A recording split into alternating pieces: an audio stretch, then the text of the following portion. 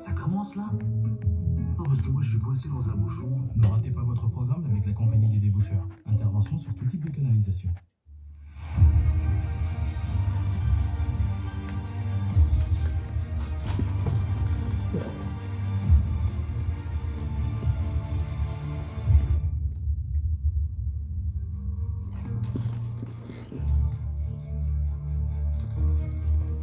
Suite de notre édition spéciale en direct de Rome. Nous sommes sur les toits de Rome. Vous voyez derrière nous la basilique Saint-Pierre et cette image que le Vatican nous a fait parvenir ce matin.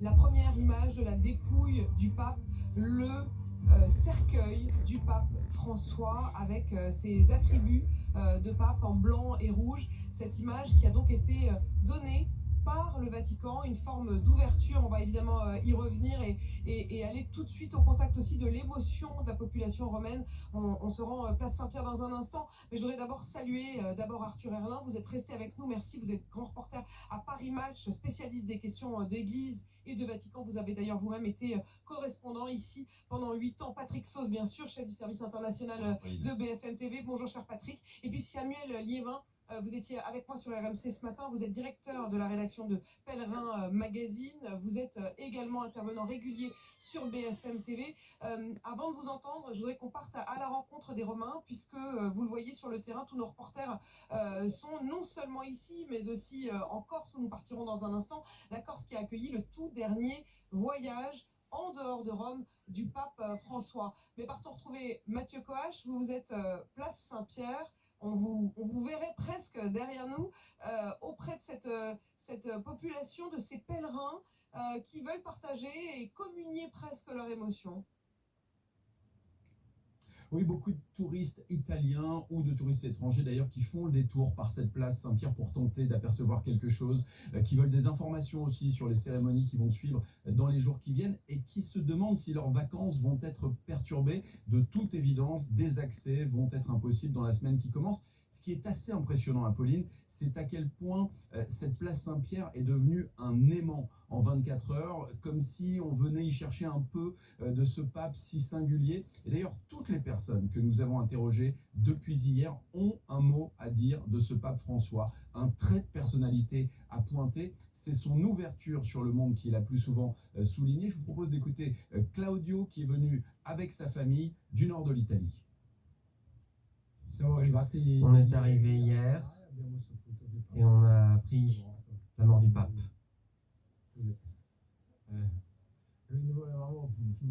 On voulait voir la bénédiction avec les enfants, mais ça n'a pas été possible.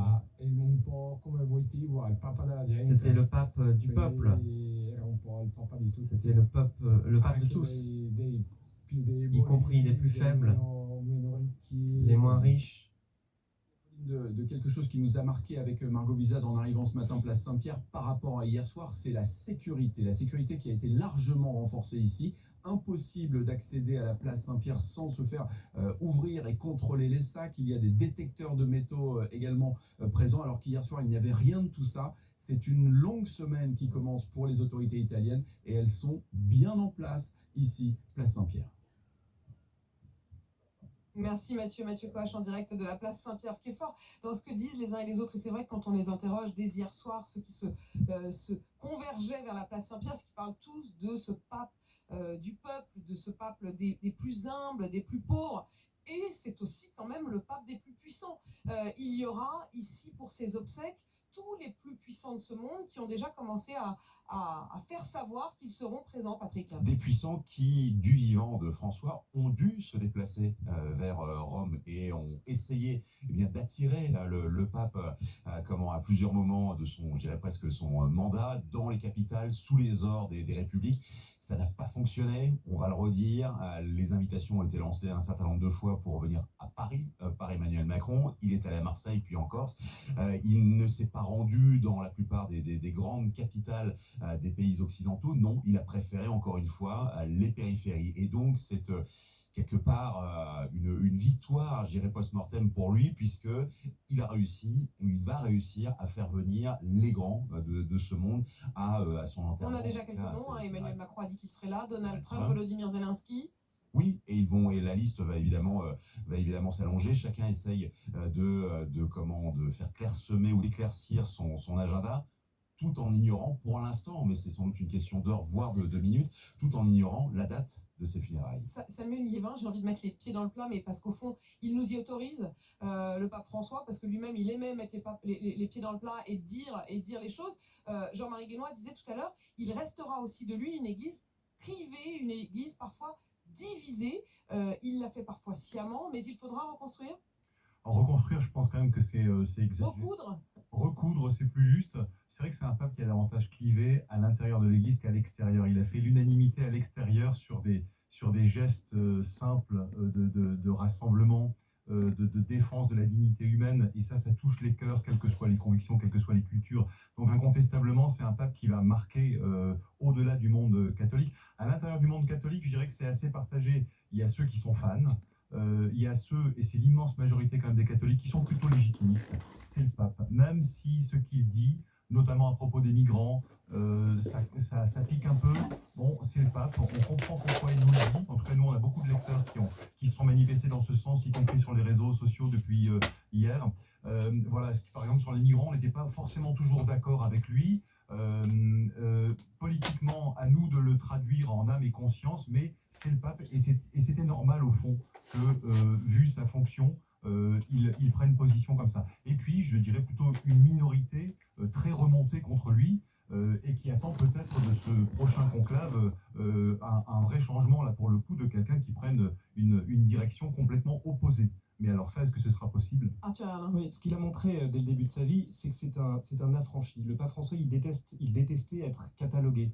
Donc dès qu'il sentait qu'il était récupéré par un camp ou un autre, il prenait des décisions à rebours finalement. Donc on l'a vu, il a eu parfois des déclarations même sur l'avortement, où il a qualifié de sicarios, de tueurs à gages les médecins qui exerçaient l'avortement. Là-dessus, il n'y a aucune évolution, bien au non, contraire. Non, absolument pas. Et alors dans ces cas-là, certains tradis, tout ça, étaient finalement satisfaits, ravis. Puis le lendemain, il allait publier un document qui, comment dirais-je, rendait beaucoup plus difficile l'exercice et la tenue des messes traditionnelles latines, vous voyez. Donc en fait, il aimait vraiment à chaque fois être à rebours, être imprévisible, et c'était le cas aussi avec les cardinaux qui le conseillaient. Quand des cardinaux exerçaient une influence sur lui, il allait ensuite prendre une décision où il n'était même pas tenu au courant. Donc voilà, c'était ça son style de gouvernance. Sur les questions internationales, il a eu évidemment beaucoup de messages de paix. Jean-Marie Guénois disait pas beaucoup plus que la tradition des papes, et surtout pas autant que ne l'avait pu avoir le pape Jean-Paul II, mais tout de même, il a eu beaucoup de messages dans un monde torturé, divisé, dans un monde de guerre. Quelles étaient ses positions et qu'est-ce qu'on retiendra de lui? Il y a des positions qui étaient faciles pour lui au début de son pontificat. On le rappelle, il arrive en 2013. 2014-2015, on est dans la grande crise des migrants. Vraiment le pic, notamment vraiment 2015, lorsque vous avez plusieurs millions de réfugiés syriens qui traversent, non pas la Méditerranée, mais qui vont faire le tour des pays.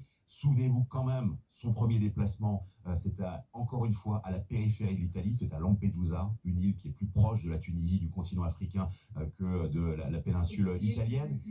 La première terre d'arrivée. Oui, et lui, le fils d'immigrés, mais comme 95% quasiment des porteños, des habitants de Buenos Aires, évidemment, c'est un sujet qui lui paraît naturel. Et donc, ces messages de paix, eh bien, oui, ça gratte les responsables politiques, mais il est vraiment dans son rôle. Et puis, on change de crise, notamment à partir de 2022, et la guerre d'agression de la Russie contre l'Ukraine. Et là, effectivement, je rejoins ce que disait Jean-Marie Guénois, le message de paix, j'irais presque un partout, arrêter, déposer les armes de chaque côté.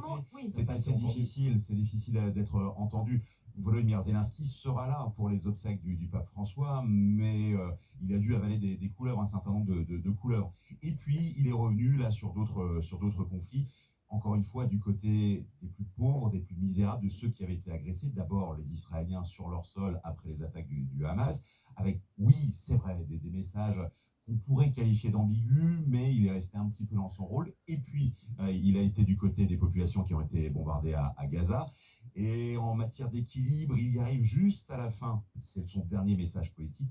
contre l'antisémitisme. Donc vous voyez, il reste quand même dans son rôle, mais je rappelle, parce que la géopolitique du catholicisme, c'est vraiment passionnant, c'est aussi un chef d'État et le chef d'une communauté de centaines de millions de personnes qui vivent sur les 5 continents. Essayer de garder une unité entre des catholiques philippins qui ont une façon diamétralement opposée d'exercer leur foi par rapport à des catholiques de la République démocratique du Congo, eh bien, ils devaient gérer ça aussi. Arthur Herlin, les derniers jours, les derniers gestes du pape, et ça incarne bien ça. Il y a eu évidemment l'image de son accueil, malgré tout, malgré la fatigue de J.D. Vance, qui est donc le vice-président américain, mais également un dernier bain de foule et puis une rencontre avec les prisonniers alors qu'il était au bout de la fatigue. C'est aussi ça le pape François. Ah oui, bien sûr, et en plus, tout ça à rebours aussi, à l'encontre de l'avis de ses médecins et de son infirmier personnel. On lui avait demandé de ne pas serrer la main des gens, il serrait les mains de tout le monde, notamment lors de la journée qui était aussi dédiée aux malades. Il est apparu dans la basilique Saint-Pierre avec un simple poncho, et pareil, il a salué des enfants, il leur a donné des bonbons, il ne peut pas s'en empêcher. Normalement, le protocole, quand il est sorti de l'hôpital, exigeait qu'il reste dans Sainte-Marthe, que tout le monde mette des masques, enfin voilà, mais pour lui, c'est absolument insupportable. Il a choisi d'aller résidence Sainte-Marthe et d'abandonner le palais apostolique pour pouvoir être au contact des gens. C'était psychologique, hein, il le disait lui-même, c'était une raison psychologique. Donc effectivement, jusqu'à J.D. Vance, on le voit un peu au bout du bout, quoi. Au bout du bout, et ça fait partie, ça m'a quand même frappé que dans ce testament, encore une fois, l'Église et le Vatican ont fait preuve de beaucoup de transparence, hein. Ils ont donné à lire le dernier testament du pape, ils ont donné à voir évidemment cette image que vous continuez à voir à l'antenne de son cercueil, et dans ce testament, il y a, Samuel Lévin, le mot de souffrance. Le fait que ces dernières années, et pourtant il a écrit en 2022, il parlait déjà de la souffrance de la fin de son pontificat, qu'il offrait pour la paix dans le monde, qu'il offrait pour les plus humbles. Ça n'était que le début, j'allais dire, presque de son sacerdoce, de ces moments de souffrance. C'est important pour lui, dans ces moments où on parle aussi de la question de la fin de vie, aller jusqu'au bout de sa vie, y compris dans la souffrance. Oui, c'est un pape qui a vraiment été donné jusqu'au bout. À aucun moment, il ne considère qu'il est en surplomb. Et ça, il a donné à le voir jusque dans ses tout derniers gestes. La dernière fois que je l'ai vu, c'était au début de ce jubilé 2025. Ce qu'on appelle un jubilé, c'est une année particulière, une année presque de fête autour d'un thème. Le thème de l'année jubilatoire, c'est l'espérance. C'est l'espérance, et donc en plus cette année, avec un pape qui meurt le lendemain de Pâques, une année jubilaire de l'espérance, autant vous dire que le chauffeur de taxi qui m'a amené hier disait vraiment... Vous voyez tous les signes. C'est carton plein, quoi. C'est carton plein en termes de signes. Et c'est vrai qu'il était donné totalement, et dans ces 2 dernières années, il savait qu'il abordait à 86 ans, 87, 88, cette phase où de toute façon, le spectacle de sa souffrance physique allait faire signe en soi. Et on avait tous encore à l'esprit, pour ceux qui ont plus de 40 ans, on va dire le précédent de Jean-Paul II, qui est aussi allé jusqu'au bout comme ça, qui a aussi d'ailleurs donné de dernières images au monde qui ont particulièrement touché. Et c'est vrai qu'à chaque fois qu'il a fait des apparitions physiques jusqu'à la fin, je me souviens aussi d'une audience publique où il était venu nous saluer de manière assez formelle, mais après qu'on s'était dispersé, 1 heure plus tard, on se retourne et on le voit encore sur le parvis de Notre-Dame, dans son fauteuil roulant, aller saluer un par un tous les couples de jeunes mariés qui étaient là, avec un mot personnalisé pour chacun d'eux. Et on voyait pourtant qu'il souffrait, qu'il prenait sur lui, et ça a été croissant jusqu'à la fin. Et ça, c'est vraiment un pape, en effet, qui veut montrer qu'il est l'un des nôtres, au fond. Je suis comme vous. Les prochains jours, il y aura cette dépouille que l'on a vue, qui au moment où l'on se parle est encore dans la résidence Sainte-Marthe, qui demain rejoindra la basilique Saint-Pierre. Il va y avoir le début de ces discussions entre cardinaux. J'aimerais que chacun de vous me donniez, au fond, alors on ne peut pas dire les favoris, mais en tout cas les figures qui vous paraissent être celles qui, parmi cette grosse centaine de cardinaux qui vont se réunir, ceux qu'il faudra suivre, qu'il faudra regarder, auxquels il faut s'intéresser. Oui, alors il y a une phrase, il y a un adage qui dit qui rentre pape au conclave ressort cardinal. Donc effectivement, ceux les que favoris, l'on donne favoris pour être pape ressortiront sans ressortent bredouille. Donc l'expression faiseur de pape est beaucoup plus appropriée. on a des figures qui vont forcément compter, qui vont avoir des discours forts, des impacts forts lors des congrégations. Et parmi eux, effectivement, il y a Pietro Parolin, d'abord, qui est le secrétaire d'État, qui est un homme qui a démontré une grande expérience, une grande capacité. On a aussi le cardinal Pizzaballa, qui est le patriarche à Jérusalem, et qui lui-même a eu des déclarations fortes. Il a proposé de donner sa vie en échange d'otages d'enfants dans Gaza. Donc c'est des phrases qui l'ont fait être remarqué. On a aussi le carme. Un carme, à la base, c'est un contemplatif, c'est un prieur qui est évêque de Stockholm, donc qui est dans un milieu, disons, à la fois entre les athées, un milieu très séculier, et les protestants. Donc un personnage aussi clé, mais qui est un peu âgé, et on sait que et forcément les cardinaux aimeraient avoir la figure, un peu comme Jean-Paul II, qui est assez jeune, qui pourra mener l'Église pendant plusieurs décennies. Mais si ce n'est pas le cas, si la personnalité n'est pas au rendez-vous, ils se replieront sur un personnage un peu plus âgé qui donnera un pontificat d'une douzaine d'années. Patrick. Alors, je ne vais pas me risquer sur les favoris, mais moi, j'essaye d'étudier un peu les grands équilibres du monde, encore une fois, catholique. Aujourd'hui, le cœur battant du catholicisme, il se situe en Afrique. Il y a du dynamisme, il y a de la jeunesse, il y a de l'envie aussi d'exercer sa foi. Oui, mais qui finance l'Église aujourd'hui? Ce n'est pas l'Afrique, ce n'est pas l'Asie, ce n'est pas l'Amérique latine non plus. On le rappelle, Brésil, Mexique, les deux plus grands pays catholiques du monde, c'est la vieille Europe. Ce sont presque, je dirais, les vieux États-Unis qui ont pas forcément des Mais est-ce que ça joue, ça? Eh bien, écoutez, oui, ça essaie de jouer, et je sais que ce conclave va être l'objet de tous les fantasmes, mais si vous regardez l'histoire, c'est justement pour échapper à toutes les pressions politiques.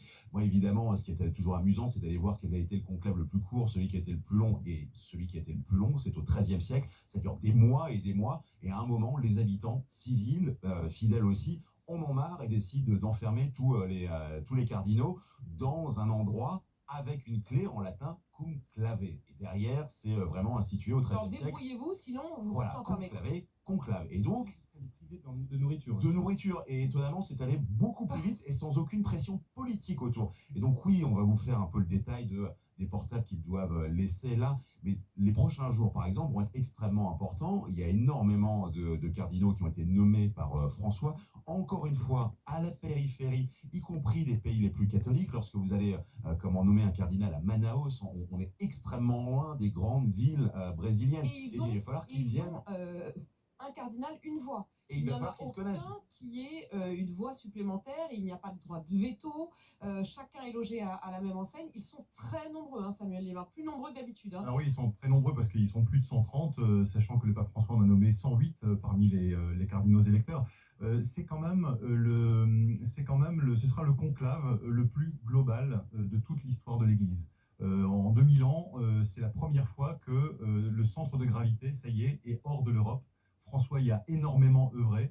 On disait le pape venu du Sud. Il disait d'ailleurs de lui-même, avec cet humour un peu ironique, quand il a été élu, voilà, il semble qu'on soit allé chercher le pape à l'autre bout du monde. Aujourd'hui, il n'y a plus que des cardinaux quasiment. Il y a encore un gros tiers, évidemment, d'Européens qui viennent du bout du monde. Donc, on peut imaginer que la suite se trouve en Afrique, en Asie, mais l'histoire montre que quand un pape est allé très loin dans l'ouverture, en général, on aime bien derrière consolider un peu le jeu. Je pourrais faire le choix de la stabilité. Et effectivement, les poids lourds européens, dans ce cas, pourraient être un recours. Est-ce que vous pouvez me parler, Arthur Alain, des cardinaux français? Combien sont-ils et ont-ils leur chance? Alors, on a 6 cardinaux français si on compte l'archevêque d'Alger, qui est lyonnais, qui est né à Lyon, mais qui a quand même déclaré qu'il serait au conclave comme un Algérien. Donc voilà, le Monseigneur Vesco. Mais nous avons aussi le cardinal Barbarin, qui était le primat des Gaules, qui était l'archevêque de Lyon, qui est maintenant à la retraite, à la quasi-retraite en Bretagne. On a aussi Christophe Pierre, qui était assez peu connu, mais qui est un Malouin, René Malouin, qui est l'ambassadeur du pape à Washington. Donc lui, il a démontré aussi des grandes capacités diplomatiques avec les différents mandats présidentiels américains, avec les crises migratoires, etc. Donc un homme très très capable. Nous avons encore le cardinal Bustillo à Ajaccio, qui a reçu le pape au mois de décembre. On le dit très apprécié. Il est très apprécié, il est très jeune aussi, donc ça peut jouer un peu contre lui, mais il a montré de grandes capacités. C'est quelqu'un qui est très aimé déjà par la Corse, mais qui était aussi très apprécié par le pape, qui a préfacé un de ses livres. Enfin voilà, c'est un franciscain, donc c'est quelqu'un qui est dans la veine aussi spirituelle du pape François. Nous avons le cardinal Aveline, qui est aussi considéré, en tout cas son nom apparaît de plus en plus parmi les papes habilés. Il a reçu le pape autour de la question des migrants, donc c'était aussi une rencontre très réussie. Aveline, c'est quelqu'un qui a beaucoup d'humour, beaucoup de bonhomie, donc c'est quelqu'un qui pourrait être, pour les nostalgiques du pape François, en tout cas la bonne personne. Et puis nous avons c'est tout. Je crois que j'ai cité tout le monde. Je pense que oui. Voilà. Il y a encore 2 cardinaux, me semble-t-il, qui vont participer aux discussions, mais qui ne sont ni papables. Ils ont plus de 80 ans. Parce qu'ils ont plus de 80 ans et qui ne participent pas au vote, mais qui participent aux discussions, qui sont Monseigneur André 23 et Monseigneur Poupard, qui sont... Et Ricard, il me semble aussi. Et Ricard peut-être, qui donc, eux, ne sont pas dans le conclave, mais qui participent aux discussions qui peuvent être faiseurs de pape. Et qui écoutent, surtout Voilà. parce que c'est comme ça que ça s'est passé en partie pour François. C'est-à-dire qu'encore une fois, ces cardinaux ne se connaissent pas. Et puis, même si il n'est pas question de passer un grand oral dans la chapelle Sixtine, puisque chacun doit donner son avis sur la religion, sur l'Église, du moment dans ces fameuses congrégations, voilà, François s'était levé et avait en fait convaincu un certain nombre de ses pairs par son charisme, par sa façon extrêmement claire d'affirmer les choses. Et c'est là qu'on peut dire, et si c'était lui? Merci à tous les 3, Patrick Sauce, Samuel Liévin et Arthur Herlin, de nous avoir accompagné. L'édition spéciale continue évidemment, avec en particulier cette image donc révélée par le Vatican ce matin du cercueil du pape. C'était votre programme avec les campings Village 4 et 5 étoiles au Mer.